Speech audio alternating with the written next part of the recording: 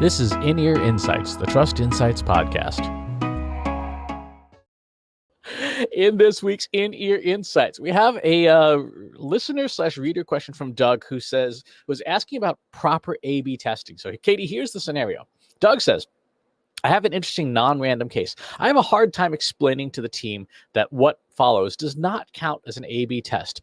We give a list to sales reps each month that they have to go through to ask people to renew their memberships. We believe they go through them in order and usually finish about 80% of the list. There's no particular logic to the order in the list. It's just an output of a script. The situation seems pretty close to random, except that a rep can choose to skip someone, and the list does have an order that's probably close to random. We wanted to see the success rate between those who are contacted and those who are not. What's wrong here that I'm missing? So, Katie, you spent 10 years in pharma doing clinical trials, and an A/B test is nothing more than a properly blinded, randomized controlled trial, right? In your perspective, is this an A/B test? And if it isn't a randomized controlled trial, what do you see wrong with it? I mean, it can be. It's if you follow the procedures correctly. And so, the first thing that sticks out to me that this person is communicating to you is that the sales reps can skip over people. That there nullifies the test.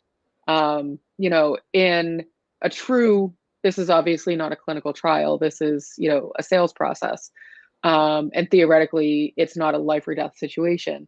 In a true clinical trial, you can't just randomly decide to skip over people because you don't feel like calling them or you don't feel like communicating with them, because it could be life or death. And you do invalidate your research findings because you did not follow the preset procedure. And so, I think one of the things that we like to do is we like to borrow some of the guidelines from that more stringent testing. But because we're talking about, calling someone or not calling someone to buy your piece of software, it's probably not as critical to follow that stringent A/B test. And so, in this case, it sounds like he was just kind of curious about something, but he's not going to necessarily, I mean, I don't know. We would need to find out, like, based on what you find out, are you going to change your sales process or not? I mean, that's probably the first question. If it's more of just I'm curious, then it really doesn't matter if they're stringently following whether or not the sales reps are calling, not calling, communicating with the people on the list. What do you think, Chris? Well, the first thing that came to me was, what are we testing? Are we A/B testing the sales reps? Or are we A/B testing the audience? Are you looking for a difference in the audience or in the procedures that you're using? So that was my first question, was there's not really a hypothesis. A good test has a clearly defined hypothesis, and this one doesn't. Success rate between those who are contacted and those who are not can mean a lot of things. And there's a lot of variables to unpack in there, as opposed to saying, we're going to test calling on Tuesdays at 9 a.m. versus calling Wednesdays at 9 a.m. to see which is the better time to call. Like, that's a very clear hypothesis. And you could say, we believe calling Wednesdays at 9 a.m. will have a 5% increase in sales. That's a provably true or false statement. Whereas, which is more successful? Like you said, it's not really a test per se. It's just kind of I wonder. There's nothing wrong with an I wonder. That's the start of a good test, because you ask a good question, but it's like not rigorous enough. It sounds to me like the goal of this was to test the overall outcome. And so the hypothesis, if you start to piece it together, is people who are contacted are more likely to convert versus people who aren't. And so, to your point, Chris, there's not a whole lot of guideline around what that means. Or is it the outcome being they picked up the phone and are re-engaged? And so there are a lot of missing pieces. But again, this isn't a clinical trial. This is someone who is just trying to see if they can maybe get a few more sales through the door, I'm assuming. I would assume so, yeah. I would assume so. So, so you had said, are we testing the audience or are we testing the sales reps? This to me doesn't sound like something that's being set up to test the sales reps per se. Like, the outcome would need to be something different. So I guess you would give the sales reps different messaging, but the same audience. Like, the audience would be the control, and what the sales rep is working with might be the experimental part. But in this case, the way in which you're interacting with the audience is the experimental part, and the sales rep is the control. And Mhm. so the sales rep is the constant, and then the audience is getting different types, is getting subjected to different methods. Whereas if you were testing the sales reps, it would be sort of the opposite. And that's a really important point, I think, because again, if you don't clearly define what it is you're testing, on a good day you'll get mixed results. On a bad day, you'll have a completely invalid test because there's literally no way to figure out what's going on. The other part that I thought was that really stood out was what you had said about people being able to skip things, right? Um, a silly slash not silly example would be like if the sales reps were all guys, like I just want to talk to other guys and get some business done, right? And they skip over people with female sounding names. You are then partitioning the audience in a way that is contradictory to the idea of a randomized trial. Unless it is built into the test plan that you will only, and that becomes a factor that you will only talk to, you know, male gendered test subjects or something like. And so all of that has to be predefined. You can't just randomly decide it after the fact. That was something that we dealt with a lot. And it was, it made actually recruiting for the clinical trials a little bit more tricky, is trying to get that, blended mix of genders and backgrounds and ethnicities. And depending on what it is that you're trying to test, that can be really tricky. Just as an example, as a quick anecdote, one of the products that we were doing a clinical trial on to find out about the efficacy of self-report of your substance abuse, your substance use and abuse to a computer versus to a person.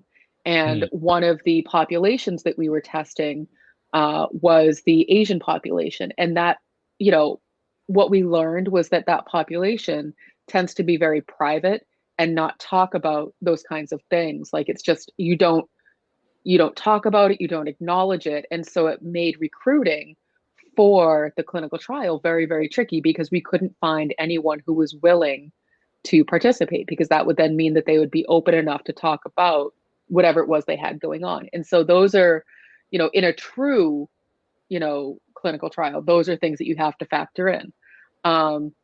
But again, going back to this example of, just testing the sales process, it probably isn't a bad idea to first take a look at the type of audience you have and what information you already have about them. And so, I know when I sign up for certain things, a lot of times it asks me about my preferred communication method. Do you want to get a text message? Do you want to get a phone call? Do you want to get an email? And, 10 times out of 10, I don't want to be called, so I just want an email.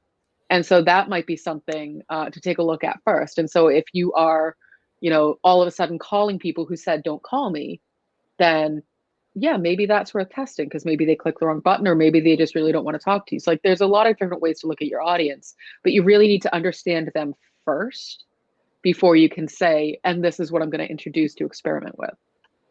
That's a really important point, and probably one that never happens before an A/B test. If I think about all of our client interactions we've had, people doing different A/B tests and things, I don't think anybody sits down and actually does the exploratory data analysis to look at the audience to begin with and say, like, okay, is there a substantial change on factors we know about, like gender? Is there a difference in who responds? So, Katie, one of the things we found with Trust Insights is, for whatever reason, our points of contact and our decision makers, a substantial majority of the time, skew as people who identify as female. It's overwhelming, I would say. And so, without that initial data exploration, it's very hard to even come up with a hypothesis, because you don't know what you don't know at that point. Right. Well, and that statement is an anecdotal sort of back of the envelope. I'm sure if we really broke it down, we could come to, very clear, buckets of our audience of identify as male, identify as female, communicative, non-communicative, those kinds of things. And so that definitely might be something for this person to consider, is what do they already know about this audience, and what do they already know about the purchasing patterns of this audience? Do they tend to renew? Are they a one-time client? If they're a one-time, what does it take to get them to renew? Are the renewals in their best interest? Is it something, there's a lot of different questions that this person could be asking. And so, obviously we don't have a lot of information to go on. They're basically just saying, we gave the sales reps a list that was randomized to either contact them or non-contact them. But there's a lot of missing information that would make this a more useful exercise. Yep, exactly. And the other thing that I think is really important about that exploratory data analysis is we've got another client we're working on, processing some survey results on. And at the end of the day, I think the intent of some of these questions is, does this thing that we're asking about actually make a difference in the business result we care about, right? So if you want to make more sales, does gender matter? Does time of day matter? Does the salesperson matter? And one of the challenges I see with a lot of data analysis is that people put together tons and tons of charts and graphs and pie charts and all sorts of interesting visualizations and stuff. But they never actually sit down and answer the question, yes, we think this matters, or no, we don't think this matters, and then say, okay, we think this matters, let's build a test plan around it. It just kind of, as Avinash Kaushik says, it's sort of data puking, and it's left as an exercise to the reader to try and figure out, yeah, this is something we probably should test for. Mm-hmm. Yeah. And, so I guess that then begs the question of, why did this particular person decide to test this specific thing with the sales reps, communicate versus non-communicate? Anecdotally, my instinct would be that, you probably do want to be communicating with your customers. You probably do want to be giving them new information. So it is a little bit of an odd A/B test per se. When I think of an A/B test, it's more of, it's not the, control and experimental. It's more of the, okay, here's two things. Which one do you prefer, A or B? And so those are, when you really break down, those are two different kinds of tests. Yes. Because when this person is describing, the sales team is going to contact or not contact, the people who aren't being contacted don't know that they're a part of this test. And so in an A/B test, you do know that you're part of the test, and you're given two options or two or more options, an ABC test or whatever. And so that might also be part of the problem, is the approach of thinking that, it's this or that, it's this or that. To the subjects in the test, they need to know they are this or that. They need to sign up to say, yes, I want to be part of this. And then they're given the instructions to say, you will either be given this or you will be given that. But again, we don't have all the information. It sounds like what's happening is they just decided, let's try this thing. But the consent from the subjects, being their customers, the audience, didn't happen. And so therefore, the audience doesn't know that they're part of this test. So it's interesting because when we do a lot of A/B testing, like in Google Optimize, for example, on our web pages or in our email marketing software, again, the audience doesn't know that they're part of a test, right? You just see the version of the website that you see. But I think your point about the existence of a control or not is really important, because we've seen plenty of cases where marketers running tests badly don't have a control. They're like, okay, we have this button on the website, we're going to test red or blue, and the button's currently yellow. It's like, well, no, I mean, I guess you can do that, but if you don't have the yellow button in there as a control, you have no idea whether or not this is actually better in the same time frame. I think so. Experiment design is a part that's clearly lacking there. But again, the good news is that reputable software for doing this in marketing, like Google Optimize, for example, doesn't really give you a choice, right? You have to use control. You're not given a choice, but that differentiation between an A/B test versus an actual controlled trial, where there is a control and there's an experimental group, is really important. It's something that you should not go without, I would think. Well, and to your point, if let's say, for example, and again, I keep saying we don't have all the information because I don't want to misspeak about what this company is doing, but let's say the guideline is just communicate with this list, don't communicate with this list. Okay.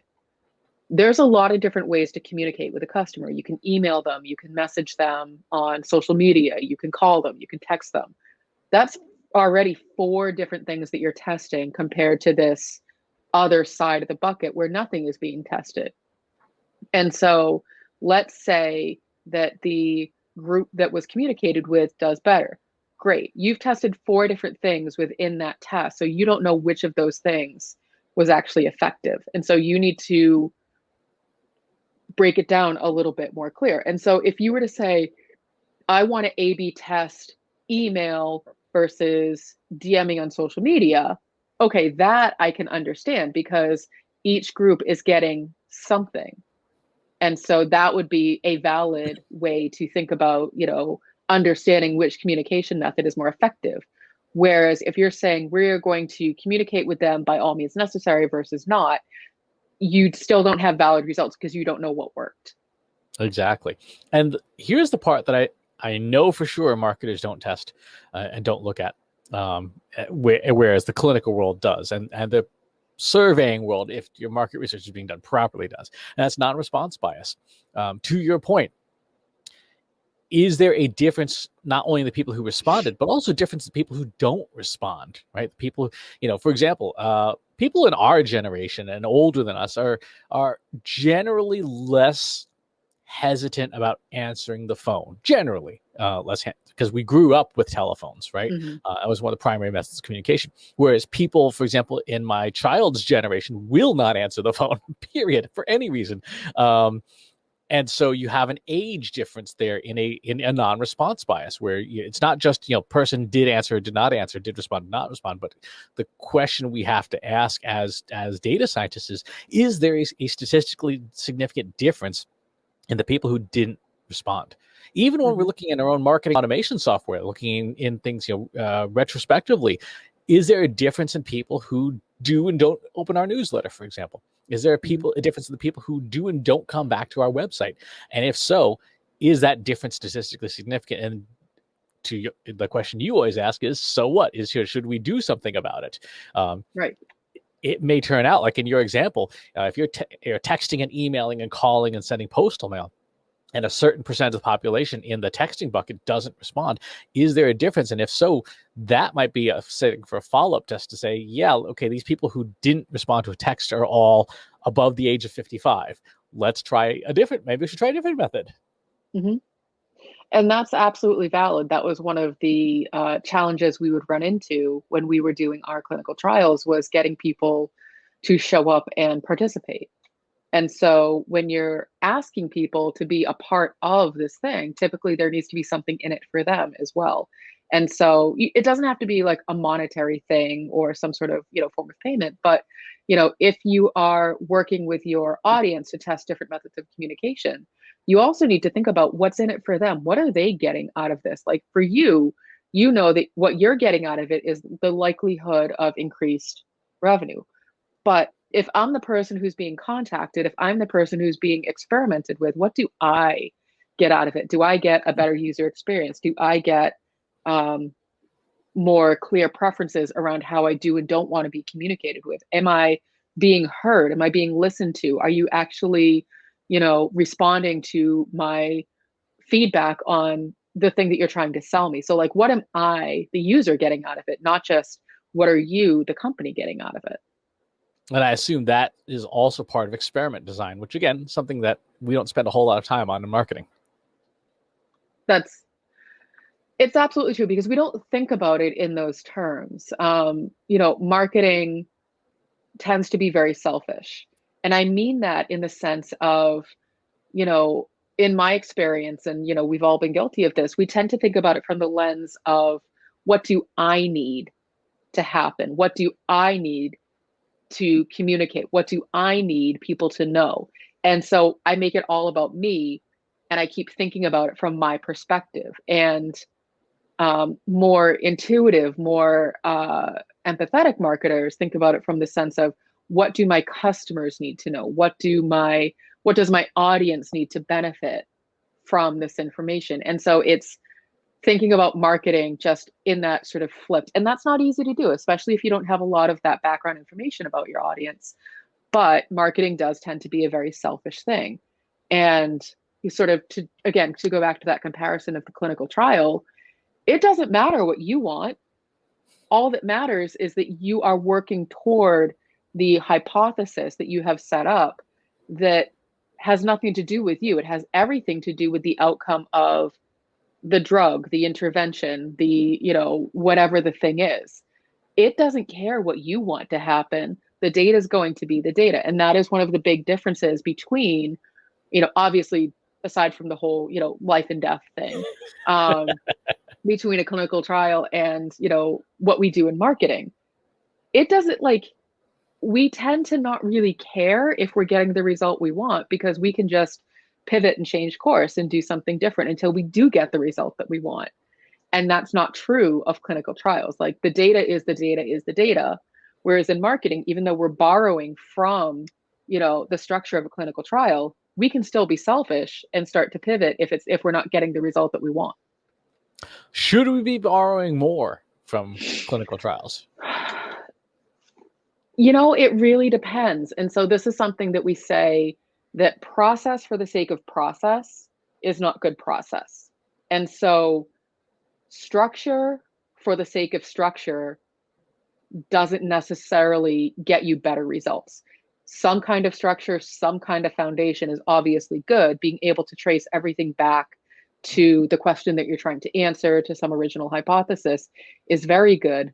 But the rigidity of a clinical trial could get in the way of being agile, because you can't, if you borrow too much from the structure of a clinical trial, then you're putting yourself in this very stringent, unbendable box. And the thing that's really nice about marketing is that you can start off with a hypothesis and find out very quickly, okay, this is never going to work. This is never going to see the light of day. Let me just go ahead and spin up something different. Or, the data that I'm collecting isn't going to get me to the answer. Therefore, let me try a different kind of data. And so with a clinical trial, you do have those phase ones that are essentially a proof of concept. In marketing, what we've talked about is that exploratory data analysis part of the phase, where that's essentially that phase one. But the big difference is, with the marketing exploratory data analysis, it's much easier to pivot than it is in something like a clinical trial. So yes, you can borrow, but I wouldn't borrow so strictly that you are making yourself unproductive and unable to move forward. Got it. So to recap, is Doug's question of whether this is an A/B test accurate? The answer is no. It's in the form presented. It does not appear to be. A good A/B test is something that's clearly a trial, that has a hypothesis that's clearly defined, so you know what you're testing for, has randomization so that you're eliminating biases as much as possible, might even be blinded. Again, to the example of, should someone be able to skip based calling someone? The answer is no. If you want it to be good design. So if you got questions about an A/B test, go ahead, Katie. Well, the other thing that I would add to that is that you have, a set of results that you actually do something with. Come on, that's crazy talk. Well, again, what's the point of testing if you're not going to make a change? Exactly. If you got questions about an A/B test that you're thinking about running, or you're thinking about designing one, and you want to ask about it, pop on over to our free Slack group, trustinsights.ai/analytics for marketers, with over 1,700 other marketers asking analytics questions, beginner and advanced alike, all day long. And wherever it is that you're watching or listening, if you want to get the show on the channel of your choice, hop on over to trustinsights.ai/TI podcast, where you can find every place that we do publish the show. Thanks for tuning in, and we'll talk to you next time. Want help solving your company's data analytics and digital marketing problems? Visit trustinsights.ai today and let us know how we can help you.